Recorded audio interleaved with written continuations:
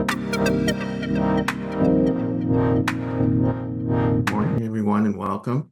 So my name's Jerry Mings. I'm located out of Oakville, Ontario, Canada.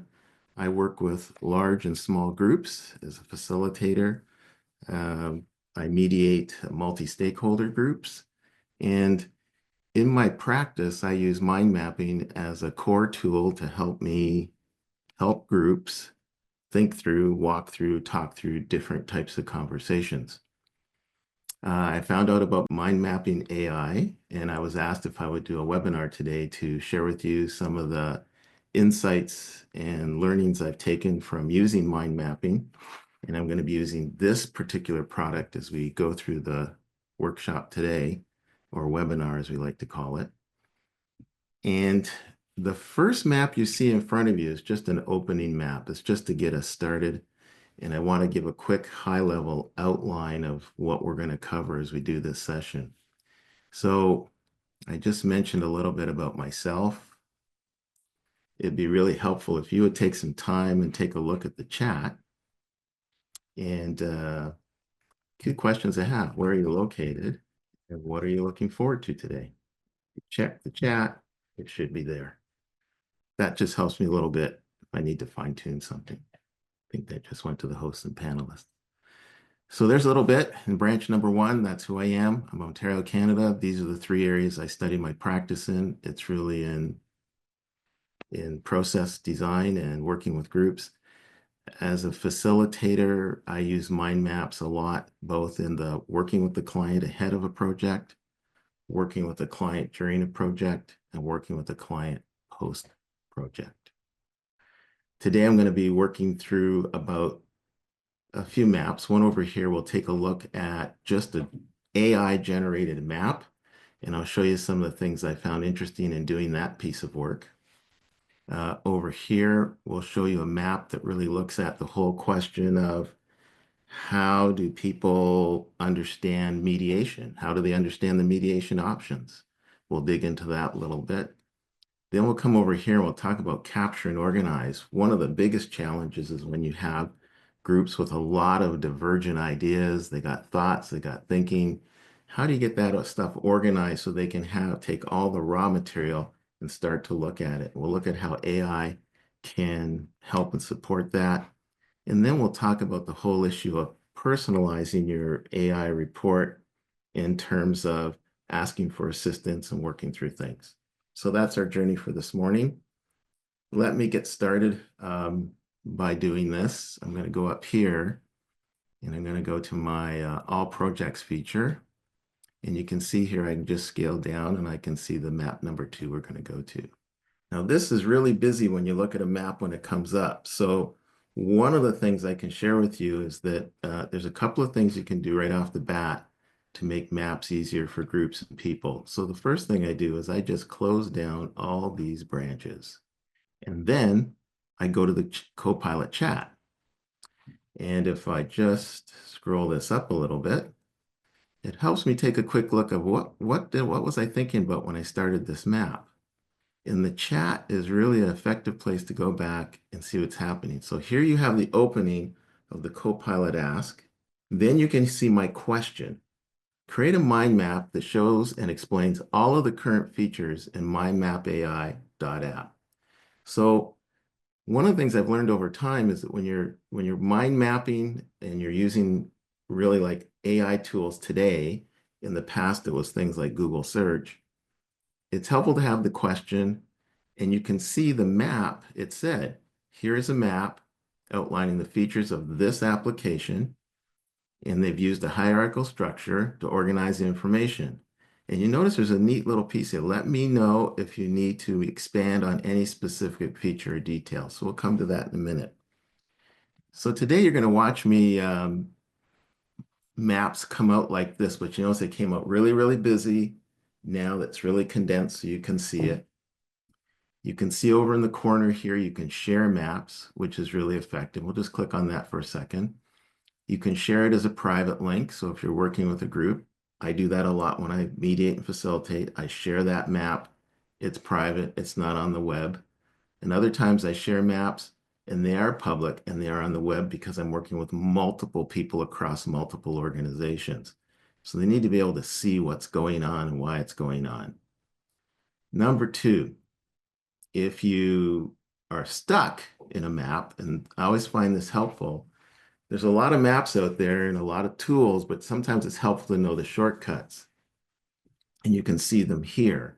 So for example, on the canvas navigation, if we right click and drag, we can move things around, which is really helpful for me. So right click, drag it around. So that's really helpful. Over here, we have different formats the map can be laid out in. So I'm going to do a right hand, and that went to the right hand side. What I've learned over time is that when you're working with groups and working with people, the right hand map is really effective because they tend to see those things kind of like an agenda. This is 1, 2, 3, 4. You can always reorganize it, but that's very helpful. The opposite of that is a left-hand map. Left-hand maps are helpful if you're showing some sort of data or evidence for what you're doing. So right hand, agenda format, left hand, data, information, classic. The classic is a circular format. Just some maps go advanced first, advanced features, UI features, expand, export and sharing, and then core mapping functionality. Uh, Others actually read the other direction. So they read core mapping function. So sometimes it's helpful to make sure the group understands what you're reading and what your format's going to be in. And then finally, you can have a lot of maps going on. And you can see my screen here, and I'm going to show the full screen. These are all the different maps that are going on. We're not going to go through all of them today, but I have built them. But one of the nice things in this program you can do is you can actually go to the filter tag. I'm going to search for the word main down here. I just want to scroll down. You can see all the capital letters are there, and oops, there's main. And now you can see the 5 core maps we're going to use today, and it's easy to reference. So we're going to switch over to core map 2, core map 3. Now let's go back to the canvas for a second. Just make sure I'm right where I want to be. Yeah, here it is. This is the last thing I wanted to say in the functionality. You'll notice here, if I drag this over, you can now see the details for that particular topic. And that came from an AI generated detailed list where I actually went here and it generated the supporting points. We'll get to that more later. But I just wanted to show you that you can use AI to figure out a mind mapping application if you find the right source and you actually do a lookup and you can create a map. Let me go to the next slide I want to show you, the next mind map. So we're going to go back to all projects. Let's see if it pops up here for us. All projects, there it is. So we can go to map 3. Now we're going to get into some content. So again, whenever I'm using mind maps, I always stay to the root. So I'm going to close all these branches because this looks so busy and it's hard to follow. Okay, so let's come up here and let's take a look at what we did in the AI chat. Mediation is an interesting field given that there are many schools of thought. And sometimes when people are sent to mediation, they really don't know what's going to happen. And you notice in this question, I said, what are the main schools of mediation? What do they all have in common? And what makes them different? This is a very complex question because it's asking 3 different questions at the same time. The first one is, tell me what the main schools of mediation are. What do they have in common, which is a relationship question, and what makes them different, which is a differential question. And so the program drew out this map for me. Now I'm just going to close this for a second. I'm going to bring this down. And let's take a look at what's happened here. It looks really busy, but let's start with this. The first thing we see over here is evaluation, evaluative mediation. And if we click on the right-hand side here, you can see there's a lot of information about evaluative mediation. And in evaluative mediation, you notice the fundamental points it raises is mediator offers assessments. So if we were wanted to really make this helpful for people in a group, we could do this. And this is what I do in a group. I say, mediator assessments, it's based on legal subject matter expertise, provides an evaluation of the case, and may suggest solutions. And then I go back and say, let's dig into this a little further. Has legal merit? And we can go down through these different topics. The point is now somebody could say, okay, that's evaluative mediation. Hmm, hmm. So I really need somebody with some expertise in this who's going to be more directive and could actually tell me whether I'm going to be able to be successful in this conflict resolution or not be successful. Now, when I expanded all those, you notice something happened. These lines got a lot clearer. But let's come down here to narrative mediation. So we'll close this for a second. Look at narrative mediation, and you see it talks about storytelling, reframing narratives, externalizing problems. Now, this school of mediation you won't run into too often, but it is a very well documented school of thought. Now, if we go down here, if we go down here and we ask to expand this topic, you'll notice that the AI is generating. Let's see what it does. Okay, so you see what happened here. I'm going to close this one up so we can focus. It pulled out some of the things that are really part of storytelling. So you notice between expert, where somebody's evaluating this and they have authority and knowledge and information in that space. This one here is really relying on the parties to tell a story. And you notice the arrow that comes all the way down from here down to narrative mediation, that tends to have a relationship. There's the evaluative piece, then people will tell stories, and sometimes this will go back up that way. Now, my point is, this is a great slide, great map to help people understand what the difference is. My practice works primarily in facilitative mediation, where we are neutral and we work with people to help them develop a process so they can make some determination of what they want to do. And transformative is really where I hand over the control to the parties and I support them using a variety of tools. Now you can see there's 4 schools there. So now with one map, you can help a person understand what are really the elements or the different schools of mediation.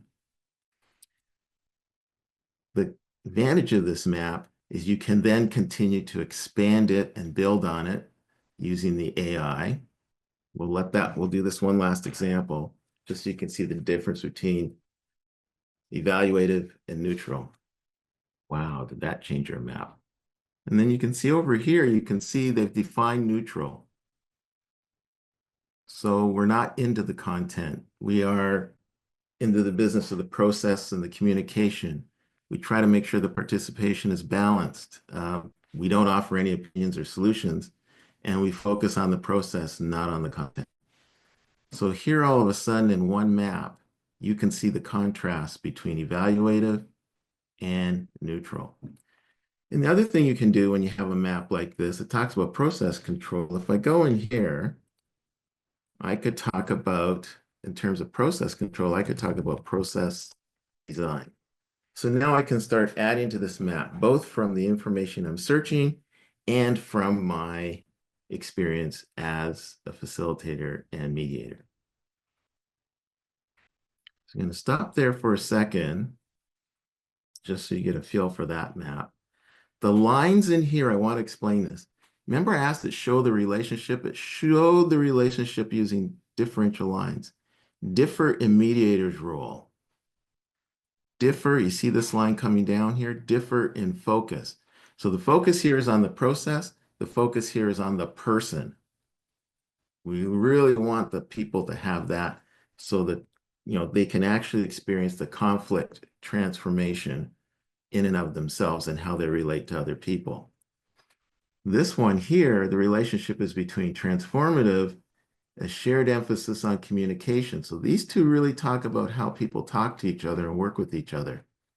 And evaluative comes all the way across here because it could lead to transformative mediation. Somebody may say at the end of all this work, you know what, I really need to talk to the other parties before we get too far into all the details. Let me talk to another party.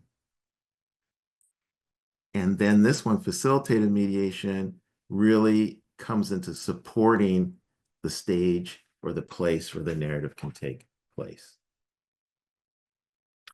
So I'm going to pause there for a second. I see a question in the chat. We are preparing a presentation. Can we use a right-hand or left-handed orientated map? My answer to that is if you're preparing for a presentation, try a right-handed orientated map so they can actually see the flow as they're working through a meeting. Okay, so that's different schools of mediation and what they look like and what they sound like. And if we go over here, back to our panel again,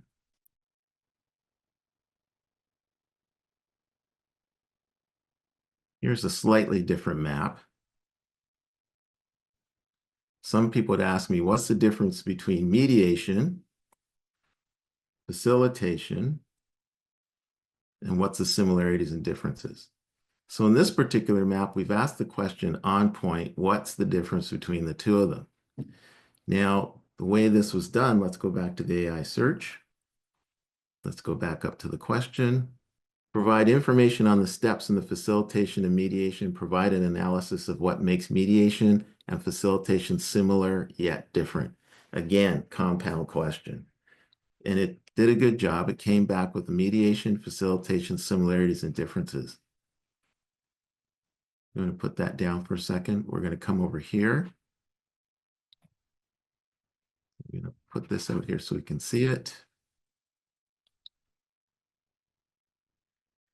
So here you can see the similarities, and this is an important part with mind mapping, what makes mind mapping very helpful. The presentation of a map can give a group or two parties or multi-organizations the opportunity to see what they're talking about. One of the challenges in mediation is often it's a lot of conversation and not everybody can follow the conversation. So it's helpful to actually say what it is and what it's not. Here you have the primary goal.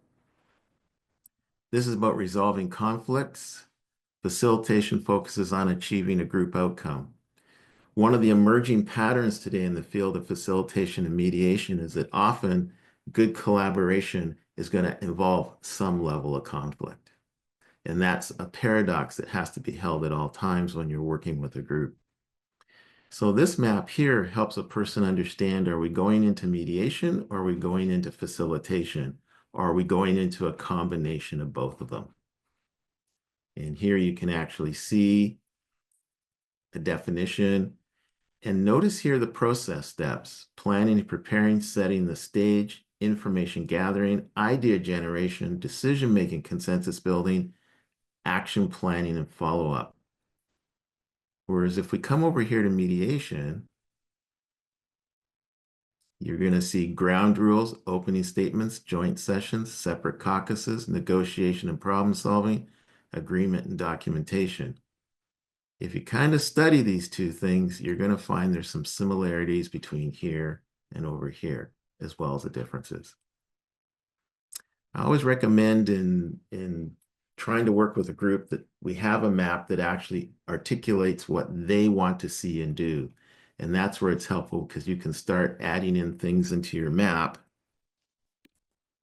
And this is where I'd add the client notes. And then I start to document their key points around what they want. So they're starting with something objective. We're adding to the map, but we have a common starting point for doing the work.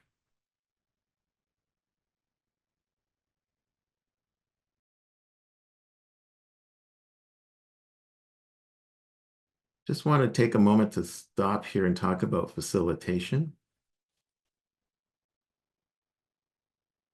Whether it's facilitation or the art and science of mediation, you can start to think about, how does this actually involve people? It involves our practice. So here we have the International Association of Facilitators. And I want to show you a couple of other features in this application that are really helpful. Here's a link. If I click on this link, it's going to take me to another website. So here you have a text document. It's got a lot of parts in it. It's got a lot of parts that open up in it. One of the things I find that's really helpful in mind mapping is if we go to AI, we can do this. Let's go up here to the introduction. Now you notice I loaded this PDF to the Copilot chat. And I said, create a mind map using the attached document from the IAF on competencies. And they summarize the map. And then I have a link in the map to the actual document. So all of a sudden I have in front of me a really easy working tool when I'm working with groups. So here's something that's there. Now, did it include all the points that were in the actual document? No, it did not. So that's where it didn't quite scrape all of the actual things. However, I can do these things, and this is what I encourage my colleagues to do, is this is where we make notes. This is where I can customize this a little bit. So some of the questions I ask myself when we put into a map map, client. And then what I tend to do is once I build a map for the client, maybe it's this map, but it's a client map, then I go to share, and then I actually give them a link to the map. So they're always using that map. Here, I can get into location details, timing, equipment, technical information, / equipment. So what happens is this competency map becomes the basis of which I can actually track the overall project. And the client can see me tracking this in the overall project live in a map. So what happens is I'm using a competency-based approach to actually manage my client files. Now, if I'm having a challenge with the client around trying to figure out what we're going to do in this event, I could go up here and expand this. Let's just try this. I'm curious. There we go. Let's expand this and see what it says. So we're looking for different methods that we could use in the facilitation. Okay, so you notice it came up with some things here. Let's take a look at this just in detail. Well, open participation, my brain starts to think about here in terms of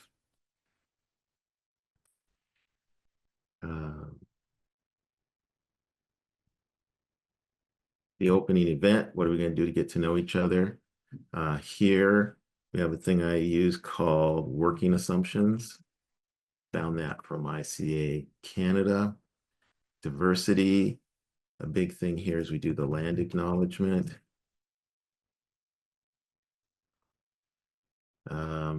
Different styles. So I'm going to actually do things that are visual, verbal, and audio. So we're going to use different tools to actually engage them. And then here, achieve outcomes. Well, I think I want to move that up higher. So I can move that up higher. I want to move it up even higher. There we go. We achieve outcomes. And maybe I want to really state those outcomes at the beginning. State the session outcomes. So you can use the AI generation. You can use your own creativity to actually do that. If I wanted to, you can add an image to here. And how do you add images? You go here. So today, I noticed today we can upload an image just for fun right now. I'm going to add an icon. Going to add a smiley face. And there we go. We can add an icon that does that. And you have a way now to do what we call a competency-based practice.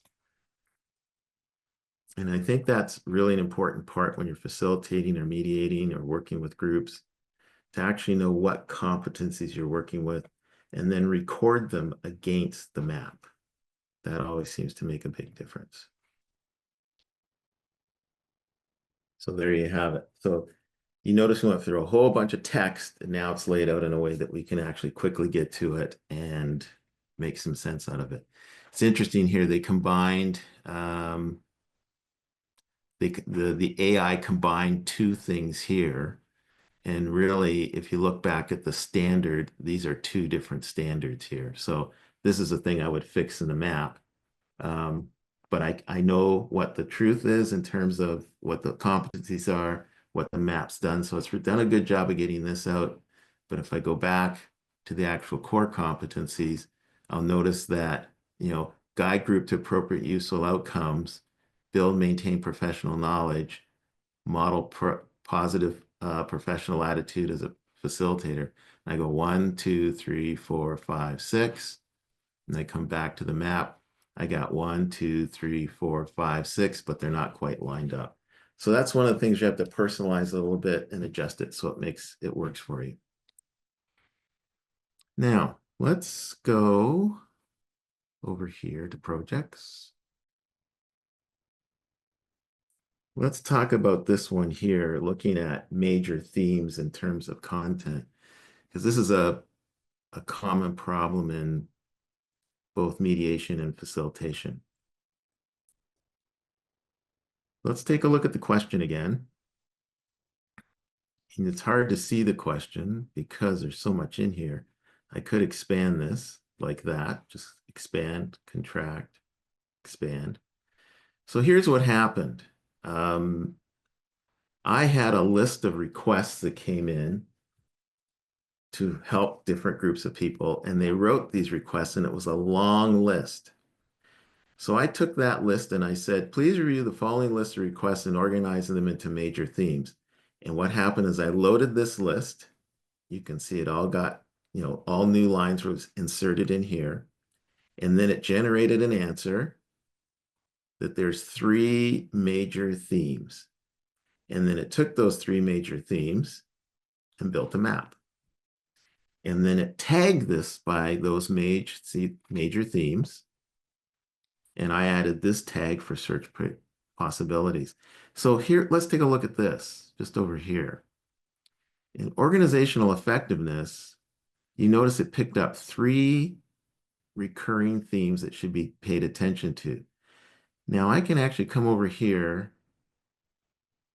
hit this, and I want to expand that just to get some more thinking around organizational development. Okay. You gave me some thoughts there on that one. But I may also say that maybe operations and performance has something to do with talent management. Let's see if we can get it down here. And you see, I moved it down there and we could see that. And navigating politics, I may want to come down and put that as change management. So when you start to move branches around, you begin to see how you can build relationships and get new insights. This is what we call the foundational piece here. We've got the root, we got the first level, second level, and third level. And it's helpful to remember that. I could also go here and I say, do an AI summary and watch this. Now I'm going to bring it over onto the screen and I'm going to make this larger so you can see it. You can see here, improving team structure, performance, and culture. That's how it basically summarized that information. And the bracket shows you what was included in the summary. So summaries are helpful too, and it will do that. Of course, you could always come in here and write your own summary. The point is you have flexibility. You can write your own summary or you can add that as you see fit.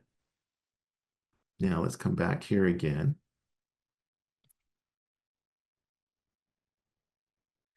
And you can see the same things here again. You got business planning, business strategy. So the common denominator there in business is planning and strategy. If we were to reorganize this, we could actually call this planning and strategy. Those two are repeated. Mergers and acquisitions. Wonder what on earth that means. So we go here and get an answer to that question. Come down here and look at mergers and acquisitions. due diligence, valuation, integration, legal considerations, financial modeling, post-merger integrations. It's interesting that the word integration is used here, but it was called mergers and acquisitions. One thing I've learned that's really helpful with groups, with clients, is language is important. And when you're looking at an AI result, always take a look at the language, because sometimes words are substituted for other words, and it may cause confusion for the client. So in my world, when you say integrations, it's the same as a merger. In other words, other people actually think of integration as more collaboration and not formal legal structure integration. So let's just go down here for a minute, and then I'm gonna pause here for a second. Any questions?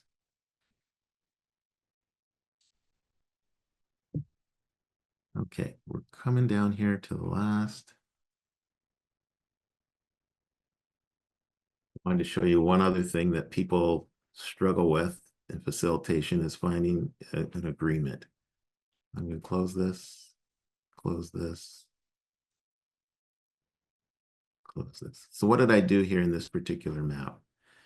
In this map, I was asking a different question. I'm going to go back up to the top.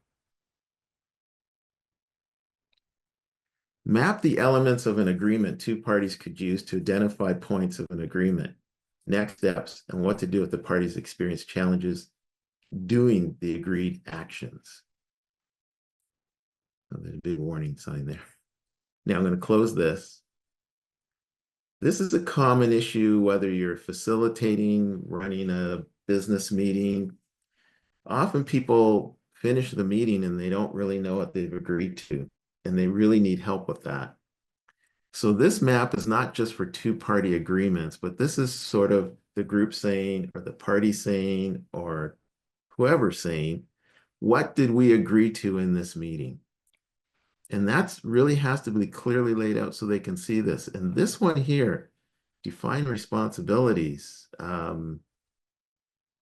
I have to say, this one is the one that always makes me smile, because people aren't clear about it. You have to be really clear. Who is going to do what by when?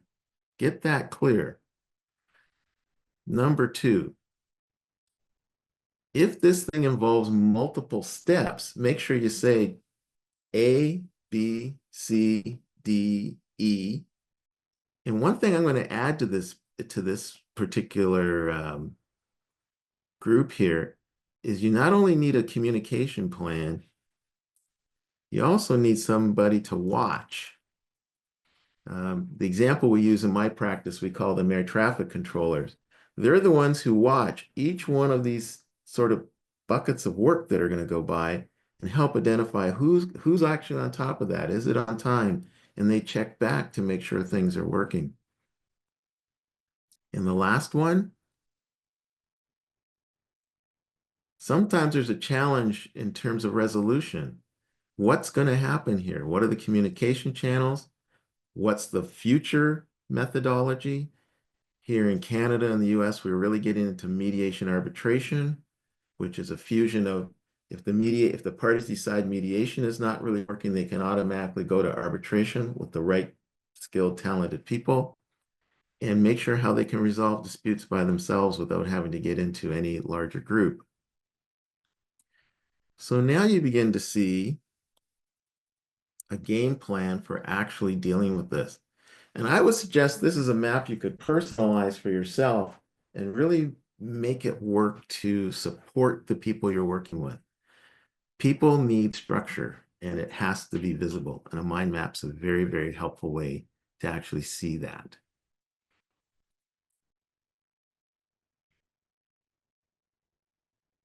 Oops, the other one's going to show you. Nope, I think that's the last of them. Yep. Let's go to full view just in case.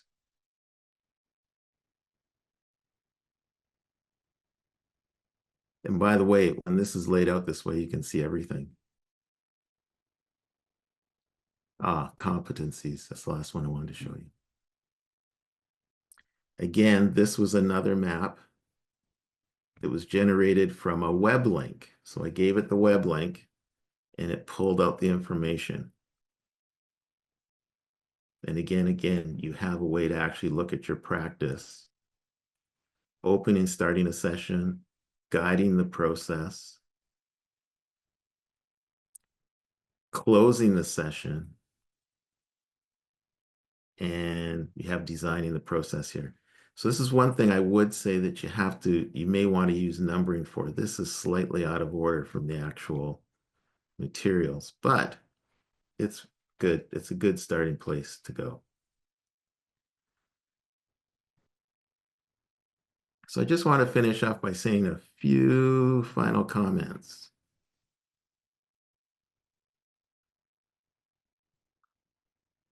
I hope this has been helpful in just sort of walking through different types of maps, illustrating how you can use the maps to get content very visual, very quickly. It helps support your thinking, but more importantly, just because the AI generated the map doesn't mean that's the answer. It's the starting point for a deeper conversation. You can go deeper and deeper and deeper until you get the information you're really looking for. And as the software continues to develop, you're going to see continued movement and more features that are added to it. So on that note, I'm going to stop and say thank you so much for having me here. And I'm glad to field questions. There is a question in the chat, Jerry. I'll read it for you. So, you have been in the mediation and facilitator field for a long time. So, when did you start incorporating mind mapping into it? That's the question. Okay, it's a good question. I started to incorporate mind mapping back in about 2002, 2003. My problem that I tried to solve in mind mapping solved it for me is we used to use a lot of flip charts and a lot of Post-its. And one of the dilemmas was that trying to organize that information in a standard word processing document was fine, but then you had to get it into a PowerPoint presentation, and it was a lot of work. With mind mapping, I can actually take all that information, build a mind map. It's automatically exported to MS Word. It's automatically exported to PowerPoint. And so it took what was basically a 4-hour writing protocol down to 2 hours. And I've been using it ever since. I'm curious to know how many people are using mind mapping right now as part of their practice. What challenges do you have using mind mapping in your practice? Okay, when it's really big and you have all that information across the map, that's a very good situation. So one of the things you can do is you can think about how you're using maybe no more than 3 words on a branch. Let's just do this here.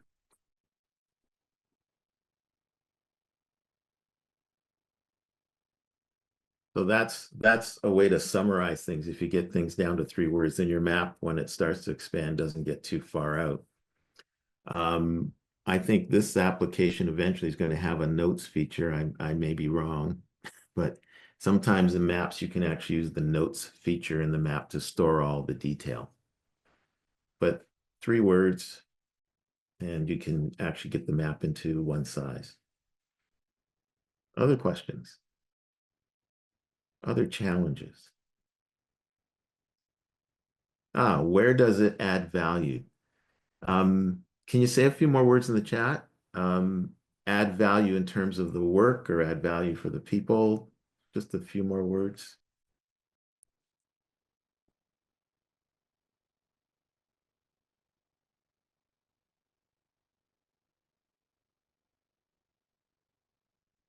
So maybe I can answer that on add value. So when you're adding value, there's a time that's adding value to this that you can actually save time. So when I talk about saving time, because everything is organized in what we call a one point of reference, when I go to look at a project, for example, today, I can go to one place and look at a 6-month project and see all of the details in one map. That saves me a huge amount of time. In terms of saving costs or, value for the money,